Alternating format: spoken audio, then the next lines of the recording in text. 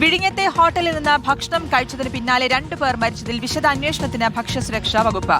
മരിച്ച ഷാജിക്കും കുടുംബത്തിനും പുറമെ അതേ ഹോട്ടലിൽ നിന്ന് ഭക്ഷണം കഴിച്ച മറ്റുള്ളവരെയും നിരീക്ഷിക്കും. മരണകാരണം ഭക്ഷ്യവിഷബാധയാണോ എന്ന് ഉറപ്പാക്കാനായിട്ടില്ല. രണ്ടുപേരുടെയും പോസ്റ്റ്മോർട്ടം റിപ്പോർട്ടിൽ ഭക്ഷ്യവിഷബാധ സ്ഥിരീകരിക്കുന്ന കണ്ടെത്തലുകളില്ല.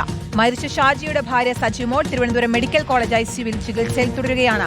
ഗോകുൽനാഥാണ് വിശദാംശങ്ങളുമായി ചേരുന്നത്. ഗോകുൽ, ഇന്നലെ ഞെട്ടിക്കുന്നൊരു വാർത്തയായിരുന്നു ഇത്. പക്ഷേ എന്താണ് മരണത്തിന് കാരണം എന്നതിൽ ഇനിയും ഒരു വ്യക്തത വരേണ്ടതുണ്ട്. ഭക്ഷ്യവിഷബാധയല്ലെന്ന് പറയുന്നുണ്ട്.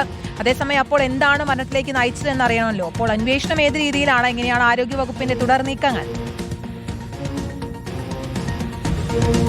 ഏതായാലും കഴിഞ്ഞ ദിവസമായിരുന്നു ഇത് സംബന്ധിച്ച പോസ്റ്റ്മോർട്ടം നടന്നത്. എന്തായാലും പോസ്റ്റ്മോർട്ടത്തിൽ ഇത്തരത്തിൽ ഭക്ഷ്യവിഷബാധ സ്ഥിരീകരിക്കുന്ന കണ്ടെത്തലുകളില്ല. അതേസമയത്ത് തന്നെ ഈ പതോളജി ലാബിലേക്ക് ആന്തരികാവയവങ്ങൾ, രണ്ടുപേരുടെയും ആന്തരികാവയവങ്ങൾ അയച്ചിട്ടുണ്ട്. അതേ തുടർന്ന് 1 മാസത്തോളം ഈ ഭക്ഷ്യവിഷബാധയാണോ അല്ലെങ്കിൽ അതുമൂലമുണ്ടായ മരണമാണോ എന്ന് സ്ഥിരീകരിക്കുന്നതായിട്ടുള്ള റിസൾട്ട് പുറത്തുവരാൻ 1 മാസത്തോളം കാലതാമസമുണ്ട് എന്നുള്ളതാണ്. എന്തായാലും ഭക്ഷ്യസുരക്ഷാ വകുപ്പ് അതിന് മുന്നോടിയായി തന്നെ ചില തീരുമാനങ്ങളിലേക്ക് കടക്കുകയാണ്.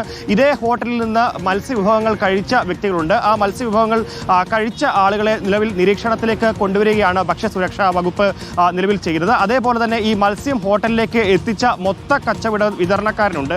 അദ്ദേഹത്തോടും ഈ നിലവിൽ എവിടെയൊക്കെയാണ് മത്സ്യങ്ങൾ വിതരണം ചെയ്തത് ആ ഇടങ്ങളിലൊക്കെ തന്നെ ആളുകളെ കേന്ദ്രീകരിച്ചുകൊണ്ടുള്ള ഒരു അന്വേഷണത്തിലേക്ക് അല്ലെങ്കിൽ അവരെ കൂടുതൽ നിരീക്ഷണത്തിലേക്ക് കൊണ്ടുവരികയാണ് ഭക്ഷ്യസുരക്ഷാ വകുപ്പ് നിലവിൽ ചെയ്തിരിക്കുന്നത് എന്നുള്ളതാണ്. എന്നാലും ഈ കഴിഞ്ഞ ദിവസം നടന്ന പോസ്റ്റ്മോർട്ടം റിപ്പോർട്ടിൽ ഈ 2 പേരുടെയും മരണകാരണം ഭക്ഷ്യവിഷബാധ ഏറ്റാണോ എന്നുള്ള കാര്യത്തിൽ സ്ഥിരീകരണം ഉണ്ടായിട്ടുമില്ല.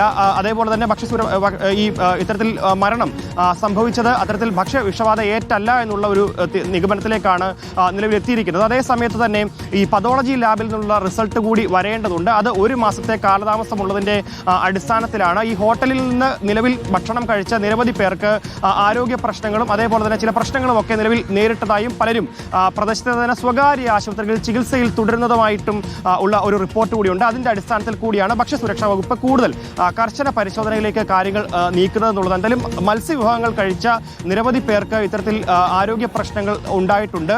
ഈ ഹോട്ടലിൽ കേന്ദ്രീകരിച്ചുകൊണ്ടുള്ള ഒരു അന്വേഷണത്തിലേക്കാണ് ഭക്ഷ്യ വകുപ്പ് നിലവിൽ നീങ്ങിയിരിക്കുന്നത്. ശരി, ഗോകുൽനാഥാണ് വിശദാംശങ്ങൾ നൽകിയത്.